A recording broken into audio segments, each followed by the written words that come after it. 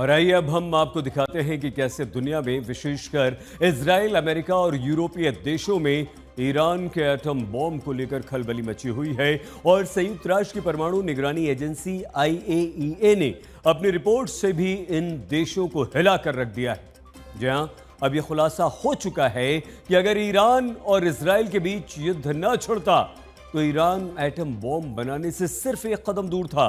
और अब IAEA ने यह भी कह दिया है कि पिछले 2 महीनों से एटम बॉम्ब को लेकर ईरान क्या कर रहा है इसकी किसी को कोई जानकारी नहीं है। तो आइए हम आपको दिखाते हैं ईरान के एटम बॉम्ब को लेकर दुनिया में फिर से क्यों मचा है हल्ला। क्या ईरान ने बना लिया है एटम बम? क्यों यूरोप तक मचा है हड़कंप? IAEA ने बड़ा खुलासा कर दिया। क्या ईरान के सीक्रेट बंकर में एटम बम? पुतिन और किम बनवा रहे हैं ईरान का एटम बम, रिपोर्ट से मचा हड़कंप।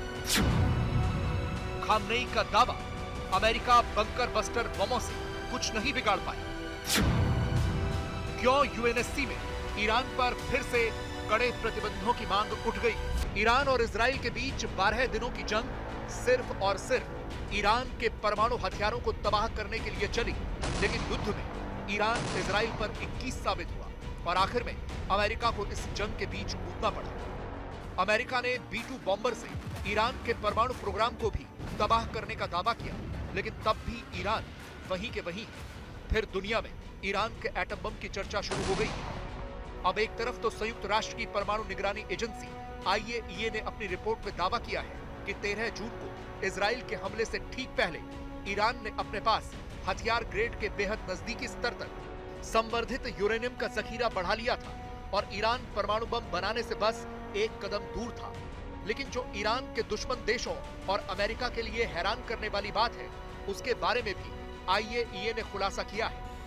IAEA ने चेताया कि 2 महीने से ज्यादा वक्त से ईरान के पास मौजूद इस खतरनाक स्टॉकपाइल की कोई स्वतंत्र जांच नहीं हुई है और यह स्थिति गंभीर चिंता का विषय है। एजेंसी के अनुसार सिर्फ 42 किलोग्राम 60% संवर्धित यूरेनियम अगर 90% तक ले जाया जाए तो एक परमाणु बम बनाने के लिए काफी है। 13 जून तक ईरान के पास 440.9 किलोग्राम यूरेनियम 60% तक संवर्धित हालत में मौजूद था। भले ही अमेरिका ने यह दावा किया हो कि उसने अपने B-2 बॉम्बर से ईरान की न्यूक्लियर साइट्स को उड़ा दिया, लेकिन ईरान की तरफ से भी बड़ा दावा किया गया है। जी हां, ईरान के सुप्रीम लीडर अयतुल्ला खामिनेई ने कहा है कि ईरान की परमाणु सुविधाओं पर हमला करके अमेरिका को भी कुछ खास हासिल नहीं हुआ है। अमेरिकी राष्ट्रपति डोनाल्ड ट्रंप के ईरान में नुकसान के दावे अतिशयोक्तिपूर्ण हैं। हमने भी क्षेत्र में अमेरिका के प्रमुख ठिकानों में से एक पर हमला किया और उनको बता दिया कि हम क्या कर सकते हैं।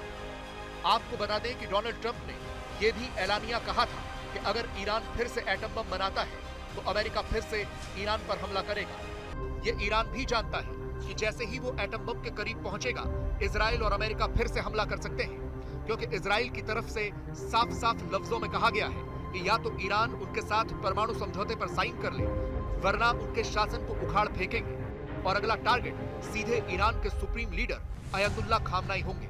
इजराइल के सीनियर अधिकारी ने चेतावनी देते हुए ईरान इंटरनेशनल से बातचीत में कहा कि ईरान या तो समझौता करे या उन हमलों का सामना करे जो उसके शासन की नींद हिला देंगे।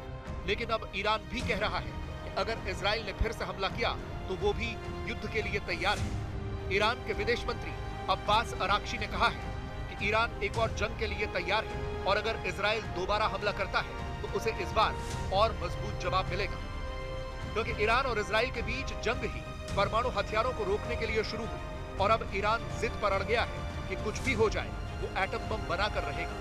ऐसे में पश्चिमी देश किसी भी कीमत पर ईरान को न्यूक्लियर हथियार नहीं बनाने देना चाहते और इसके लिए हर हथकंडे को अपना रहे हैं। यहाँ तक कि ईरान UN सिक्योरिटी काउंसिल में मिला सबसे ताकतवर हथियार छीनने के लिए तैयारी चल रही है। जी हाँ, पश्चिमी देश अब UNSC का प्रस्ताव नंबर 2231 छीनने के जुगाड़ भिड़ा रहे हैं ताकि कोई देश वीटो भी न कर पाए। तो आइए आपको दिखाते हैं कि 2231 प्रस्ताव क्या है।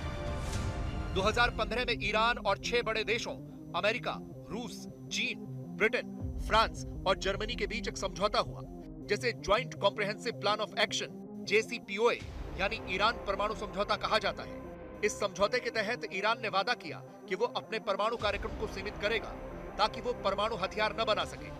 बदले में उस पर लगे अंतर्राष्ट्रीय प्रतिबंध हटाए जाएंगे और उसकी अर्थव्यवस्था को राहत मिलेगी। यूएन सुरक्षा परिषद ने इस समझौते को वैधता देने के लिए प्रस्ताव 2231 पास किया। यानी अब यह सिर्फ देशों के बीच का वादा नहीं रहा, बल्कि अंतर्राष्ट्रीय कानून का हिस्सा बन गया है। यूरोपीय देश ईरान पर स्नैपबैक मैकेनिज्म लागू करवाना चाहते हैं।